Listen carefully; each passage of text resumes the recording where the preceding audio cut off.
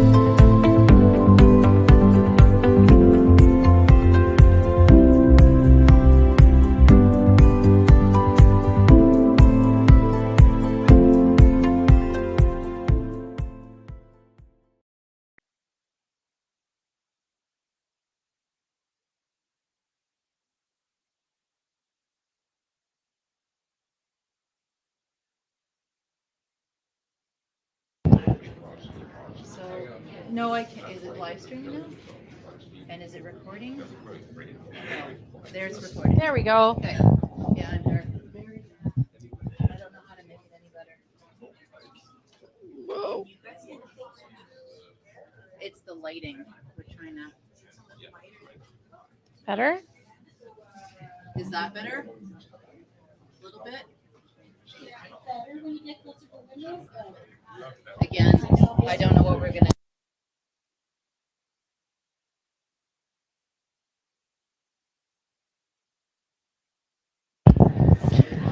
Hi, everybody. We're live. Okay. Okay. Ready? Can Good. you see me? Can't see me.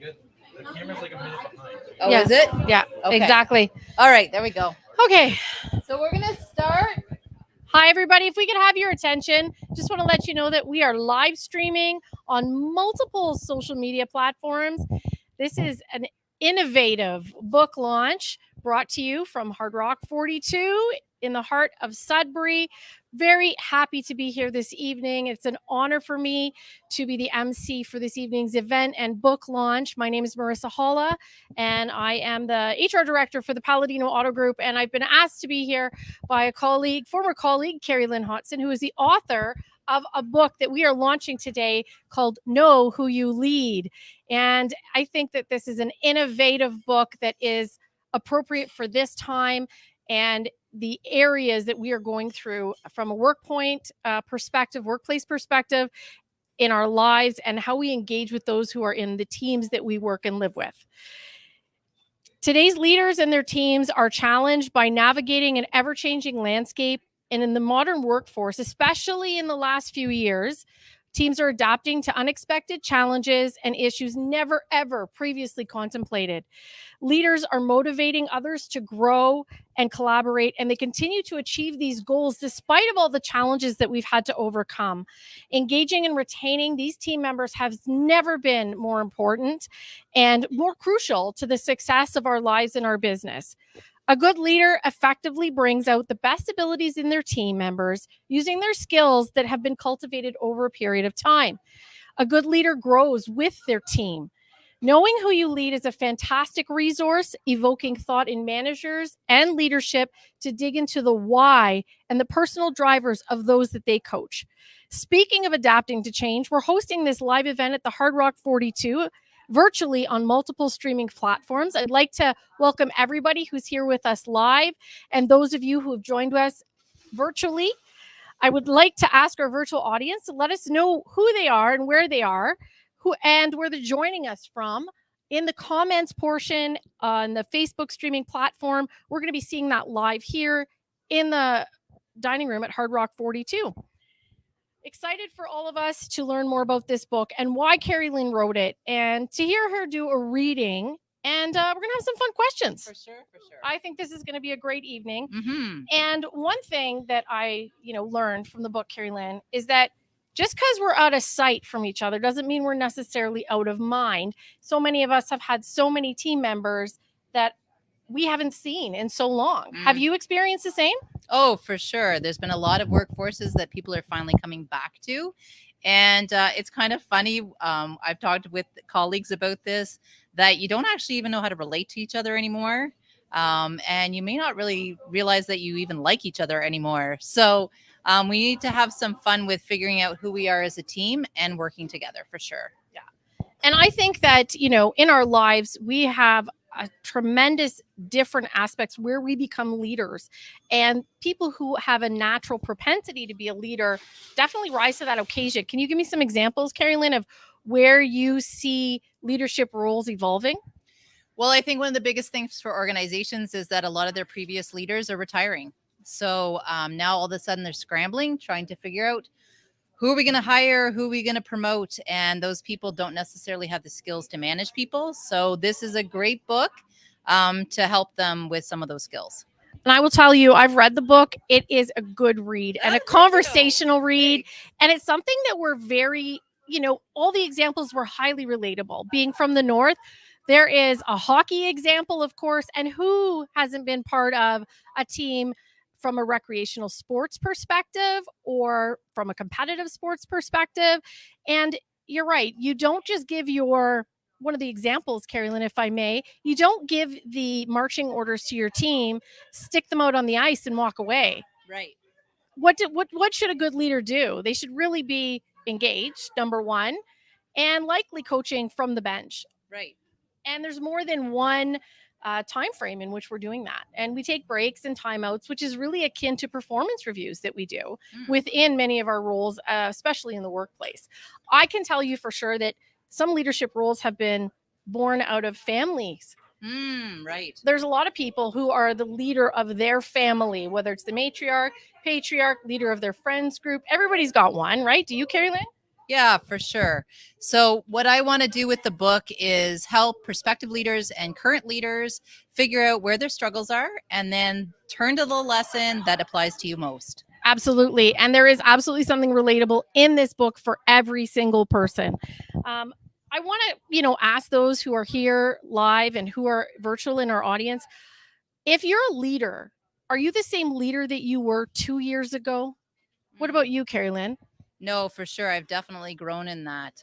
And I'd love to hear from Mitch. I think we actually have him. Ryan, do we have him on there? So Mitch is here. He's one of the gentlemen that actually did a testimonial for my book. And he's been a mentor to me. So maybe we can include him and let him bring him up on the screen. Absolutely. Mitch, are you there with us? I am here. It's my pleasure to join you there today. I wish I could be up there, but I've got a commitment tonight and tomorrow, so I'm coming to you virtually. But thrilled to be joining Carrie-Lynn on her launch. Yeah. Excellent. Thank you for joining us, Mitch. We really appreciate you. And I could tell you, I had the fortunate opportunity to complete the predictive index, and I'm a bit of a strategist, and I've learned a lot about myself, which a lot of people around me realized was already the case. Carrie-Lynn, what about you? Oh, I'm a maverick, right, Mitch?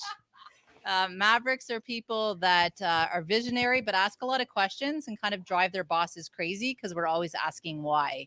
So one of the fun things I did in the book was actually let you do your own PI assessment and figure out what your style in leadership is, and then figure out how that might be impacting other people. And Mitch is the one that taught it all to me. and lovingly also did a beta read on my book and put a testimonial right in the book for me. Mitch is a retired superintendent from the schools, and he's also a senior consultant in predictive analytics. So my Excellent. I pleasure. can. Go ahead. I'm No, not sure when You I go should ahead, jump Mitch. in, Go right so- ahead. Well, first of all, I want to congratulate Carrie-Lynn on this book. It's been a labor of love. I know that for sure. And while I may have taught Carrie-Lynn, she was an extraordinary student of the predictive index and a real avid student. But then had a real ability to apply it in terms of her own real life situations. I would say that Carrie-Lynn has harnessed the predictive index data in a way, just as a foundation to all of the strategies that she's providing. So it provides an opportunity for leaders and managers to gain some insight about their people and team members about their boss in a way that kind of removes that barrier of subjective perception. And so you have sort of an objective base of information to work from when you start to get into that really important work of coaching and managing and leading your people. So, and when you know your people, when you understand what motivates them, when you understand what drives them, guess what? They'll be engaged, they'll be happy in their work, and they'll be loyal to the company. And as was mentioned earlier, retention is a huge issue. So why wouldn't you take the opportunity to get to know your people well and to lead them well? So Carrie-Lynn's got all of this stuff in the book. And again, it was my pleasure to be able to support Carrie-Lynn through this. And I know she worked very hard at it, but she brings a lot of great common sense advice, which is what practitioners out there need. So Carrie-Lynn, kudos to you. And if anybody wants to have a conversation about talent strategy or about the predictive index, happy to oblige that way. Perhaps you can get in touch through Carrie-Lynn, or she can share my email. But anyways, enough about me. It's all about Carrie-Lynn. Congratulations, great book, great advice, and people would be very smart to take this as an important read. Well done. Thank you so much, Mitch. Thank you very much, Mitch. And I second that. Absolutely. It gives everyone a pause for thought and allows us to take a moment to slow down as we integrate back into what the new workforce is, to think about who our team members are, who they have evolved into being, and where we're going to go from there. Mhm. So I want to thank you very much, Carrie-Lynn, for writing this book. It's something that I think is going to elevate the workplace, elevate everyone who is engaged with it as they integrate it into their teams, which is really going to strengthen the community. So it's really important for us to support people like yourself who are entrepreneurs in the community who are here to make us better. So thank you for that. Thank you. I'm going to take a minute and let you do a few readings from the book and maybe Okay. speak a little bit about that, because we want to get some insight as to what drove you to write a book. Excellent. Okay, so anybody that couldn't hear Mitch, sorry, I guess the audio was only going through the computer. So Mitch is inviting anybody that is interested in doing your PI assessment, that he will actually help you figure it out. So that could be some fun too. So yeah, I guess I should actually read something from the book just in case some of you haven't read it yet. So the fun part about this book is that I got to fill it with a lot of my own mistakes. I've had 25 years of leadership, and yeah, I've made lots of mistakes. So there's 20 lessons in the book designed to help people as leaders apply some of those lessons that theoretically you were taught to do. And then when you tried to do it with real people, it didn't work. It bombed. And so I've told you about scenarios where I tried things, had to relearn it, had to do something else. I've done about 25 podcasts on the book so far. And I always tell them that I'm from Northern Ontario, because a lot of the podcasts I'm doing are actually in Australia, the States, other parts of Canada. And so I tell them that one of the important things I included in the book was analogies from hockey, because I think they're very relatable and people can understand when I give those parts, kind of what the whole premise of the book is. So at the very beginning, it's about lesson number 1. And I just have to find it for you. The lesson is called We Can't Do It Alone, How We Learn to Play Hockey. Hockey was the best analogy that I could use to explain this book. So for many of us, here in Canada at least, we've grown up watching hockey, playing it, coaching the game. Now think about how players get to be really good at hockey. First, they probably watch it on TV with a grandparent or a parent, and then they head out to the local rink to watch some siblings and friends play the game on the ice. When they think they're ready, and for some of us, that's when we're only 3 or 4, we take some skating lessons with a skating coach. Then we suit up with our first equipment, stick, shoulder pads, helmet, shin pads, gloves, and pants.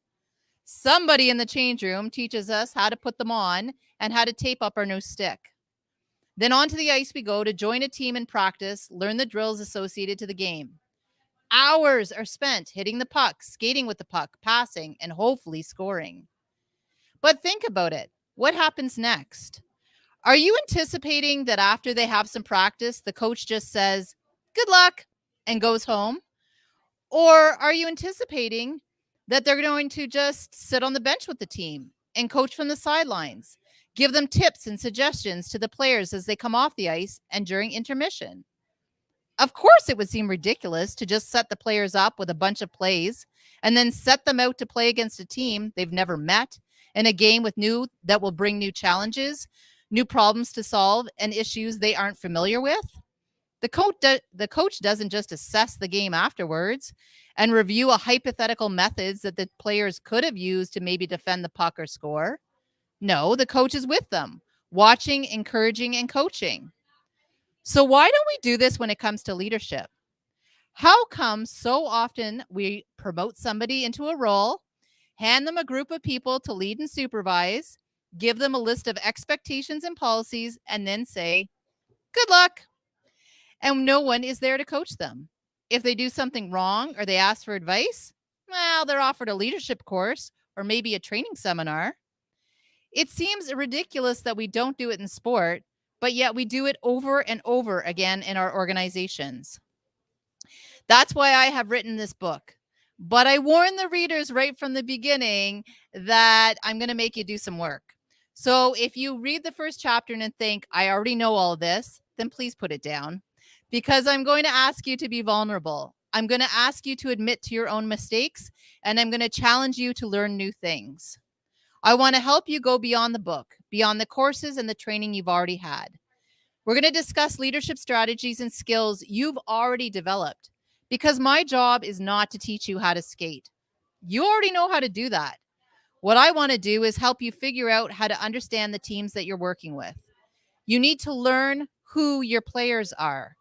I want you to help improve the interactions you're having with those players, because no two teams are the same. Each season, a coach is given a brand new group of people to lead and inspire. You're no different. You change units, departments, personnel, and roles. You bring with you all of your skill and experience, but you have to learn who you are leading. This is not an area of leadership we have had very much training in. And so I wanted to give you practical skills that you could use now and later. This book is filled with different activities, and it's one that I hopefully will not sit on your shelf. That it's got a workbook that you get for free as soon as you start using the book. And I'm going to challenge you to have some fun and actually even get some feedback from the people that work for you to see if you're being successful. It was a lot of fun to write. I really enjoyed it. Was it? Yeah. Excellent. I'm so glad that you took on this challenge, Carrie-Lynn. I have seen where this can be applied in many aspects of my professional career in the teams and with the organizations that I work with, whether it is public, private, not-for-profit, organized sport, recreational sport, competitive, family, or otherwise. There's a leader in your life that should have this book. It makes a good Christmas present. Absolutely, it does. Absolutely. Teachers are leaders. Our bosses are leaders. Students are developing to become leaders. This book is a great gift to anybody in your life who's inspiring themselves to grow. Mm-hmm. And I want to thank Carrie-Lynn for writing this book, because it's really tuning us back into what organizations need as far as our team development is concerned, and really understanding what drives people to do what they do and behave the way they behave in every aspect of their life. Now, I haven't forgotten about the people who are here virtually. So we know you're still there. And I have 2 ways for you to join in. So you can add your info into the chat box, or if you don't have one, you can text Brianna, who is going to be adding people's names to the draw here. If you're not here virtually, her text number is 705-626-2439, 705-626-2439. And you're going to be getting into the draw under a couple categories. Now, number one, it's because you've bought the book, and thank you for buying the book. Good for you. I applaud you because I think it's one of the best purchases you've made. Take a photo of yourself in the book and post it on your social media and tag Carrie-Lynn, or go to your own Amazon account, look up Carrie-Lynn, add a review. Reviews are super important for budding authors. It puts them up in front of people across the world. As Carrie-Lynn was talking, her podcasts are international, and the more reviews, the better. And we want you to tell us how you've shared Carrie-Lynn's posts, books, information. Her podcasts are a good read. The articles that are out there. If you're exercising, throw on a podcast. I've been doing that lately too. So what I'd like to do is just say that there's going to be lots of prizes. And I think mentioning it early is good because everybody's going to get further involved and engaged from the platforms that we're working on. What platforms do we have running right now, Carrie-Lynn? So we have Facebook, LinkedIn, and YouTube. Excellent. Yeah. So if you're on one of those platforms and you want to engage, again, you can also text Brianna at 705-626-2439. We have Brianna and Mackenzie here who are manning the door and making sure that everybody gets to take advantage of the fabulous opportunities that Carrie's provided us, right? Now, tell us a little bit about the journey of publishing this book. Like what possessed you? What possessed me? That's a really good question. I noticed Brianna kind of giggled the hardest over there. Mom's insane. No, part of it was COVID. I mean, we all had a lot of time to think and, try to find things to do. So I started to write. Initially, it was just going to be a few chapters, just write down some of my thoughts. And then it kind of got longer and longer. A big shout out to Frisian Press. Because I published this book independently. So it's self-published. But Frisian Press is a Canadian publisher. So if anybody's looking to write a book, shout out to them. They were great to work with. And yeah, it was a great journey. I loved every minute of it. You just stay curious and enjoy it. So it was good. Yeah. Excellent. And what do you hope that this book provides to the reader? The ultimate outcome. What is your hope? Well, a lot of employers right now are struggling with retention and attraction of employees. We got labor shortages everywhere. People can't find employees. And then they put so much effort into finding the employee, and then the employee leaves. And a lot of it is because we're not training them, we're not mentoring them, we're not inspiring them when we get there. So I feel like a lot of the lessons in the book are going to help you learn to lead just a little bit differently so that we can keep those employees that we're working so hard to find. Absolutely. And having an engaged employee, as Mitch said, breeds loyalty. For sure. And the more you get to know each other, the more endeared you are to each other, and better you are able to work with each other and achieve those outcomes that you're looking for, right? Yeah. Now, what do we want to do? A couple of draws, or where are we at now? We have a crowd here who wants to have some fun, so we want to do some draws. Okay. Sure. So I'll let Carrie-Lynn kick off the draws. Okay.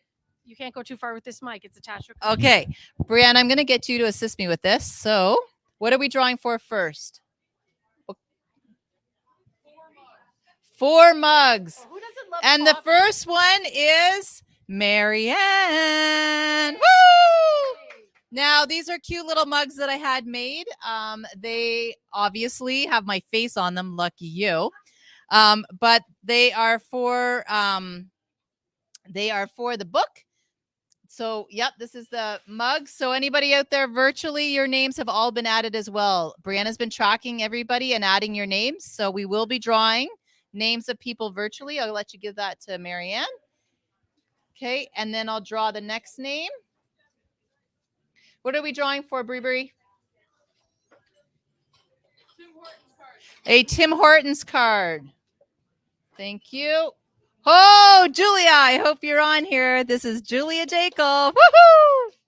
I'll be sending that to you. Additionally, I wanted to mention that anybody who's bought the book and isn't currently present, because I have a lot of people that have bought the book living outside of Sudbury, make sure that you give us your address, because I had special autograph cards made, and I'm going to be autographing and mailing those to you, because I really appreciate you all buying my book. So thank you so much for that. Okay, Bree, what are we drawing for? 3 mugs. Mackenzie! Here's cute little Mackenzie right here. My other daughter. Okay, and I'll make one more draw there, Bree.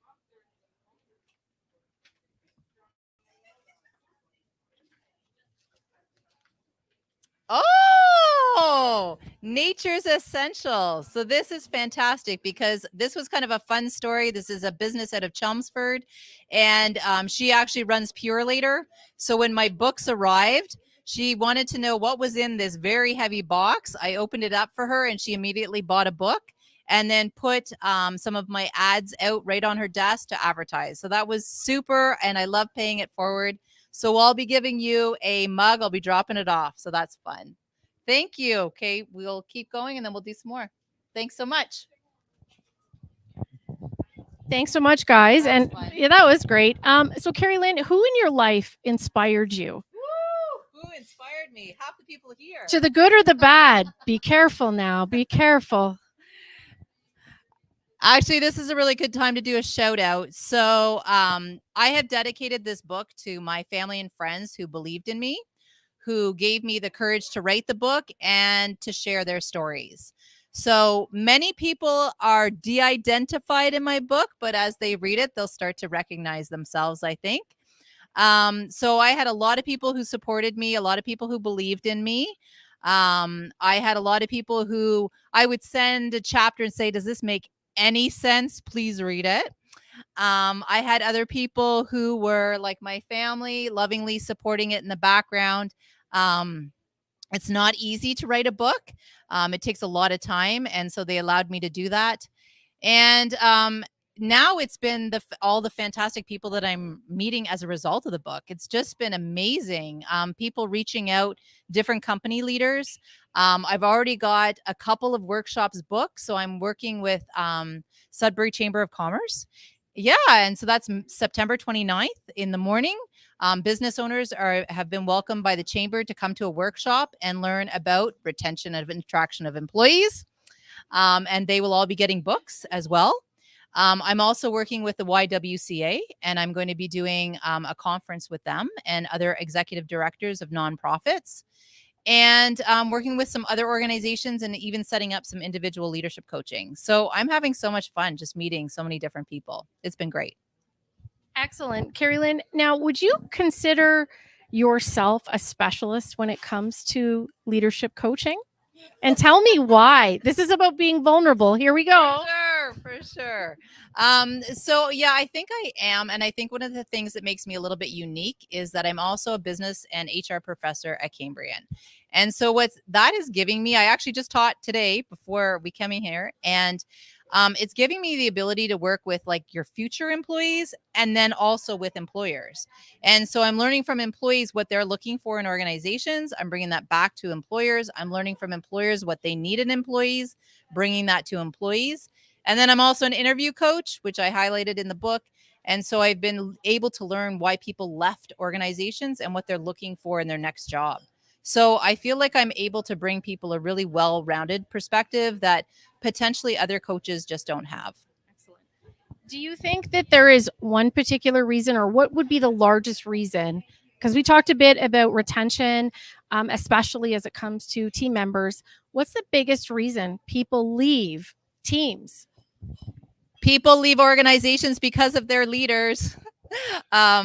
In my stats, I actually did, and many of you, thank you, were actually filled out my survey that went into the book. So I surveyed over 120 different employees and had them fill out what makes an effective supervisor. And almost 80% of people said they've literally left organizations because of the supervisor. So not because they didn't like their job. Nope. Not because they didn't like the people that they worked with. Nope. The person they reported to. And then there was another small percentage, they hadn't left yet, but they were deeply considering it. So whether we like it or not, as leaders, we do have to change. And I know it can seem super scary. And I know that leadership is exhausting and it's really hard work. And right now you're trying to run your businesses. You're trying to do all these things. And the last thing you want to do is have to learn something else. But I want to make your job easier. That's what actually this is all about. This is to help you feel engaged and love being that leader and, feel like you're getting somewhere. Because it can feel like you're just running backwards on a treadmill. It can be really exhausting. And I would argue that those leaders are likely feeling deflated. 100%. If their employees are leaving, they're going to not feel too good about themselves either. Yeah. So the first step, I would argue, is to pick up this book because it's going to give you some insight as to at least a starting point. Yes. And then contact Carrie-Lynn because she is a resource. The world is kind of a challenge these days. Yeah. Is there a challenge from a workplace that people you think haven't thought of that may be coming your way as far as being prepared? Mm-hmm. What can we do besides buying books? Well, I don't know where Dave is. He's the owner of Hard Rock. Yeah. He's around here somewhere, and he and I actually had this discussion today. And he said one of the hard parts is that we just keep posting our jobs, putting them on Indeed, putting them on the normal way that we've done it, but you don't get people biting. Right. So one of the fun things that I'm doing now, I actually discussed it with my students today, is the way that people research their jobs. They don't look at a job posting anymore. They're on Indeed, but then they go to LinkedIn and they research the company and they watch all the people linked to it and they look at all those people. They do it on Instagram. They're watching videos. They want to see what the organization looks like. They want to see the people that are part of the organization. So one of the things that I'm doing with organizations is helping them rethink how we post our jobs.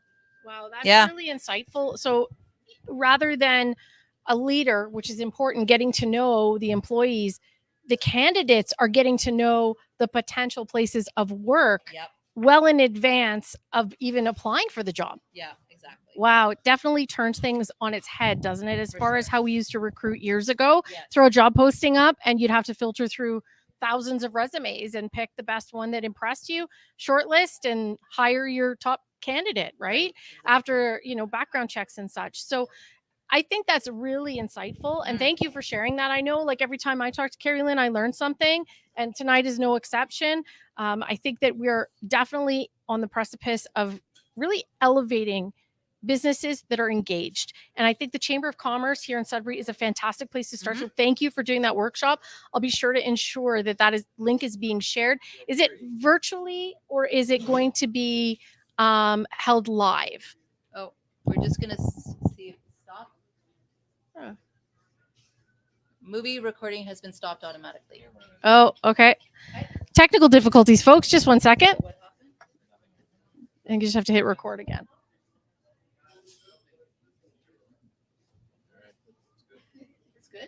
Excellent. Thank you. Good catch. The AV crew here they're tremendous. They're tremendous. We've moved locations a couple of times for lighting and for other reasons, and they're just on top of it, which is great. Sure. What was I saying? So I think I think we've been half an hour, and I love the people that have come and the people that are listening. So I think we'll be closing up shortly, but I think maybe we should do a few more draws. I think so. Absolutely. Okay. Bree. Bree, let's draw one for people that have already bought the book, because I know there's a few people that want to buy it tonight, but I know that quite a few people have bought them. Look at this. Oh my goodness, that's awesome. So Shannon Murray. Ah, Shannon! Shannon Murray. So Shannon is getting a gift certificate for this fantastic restaurant. Woo! Well, isn't that handy? And I'm coming with her. No, I'm kidding. Yeah. No, I'm going to join her. We'll both join her. Okay. Let's do one more book draw, Bree, and then we'll save one for a little bit later on, because I know there's some other people coming to buy books.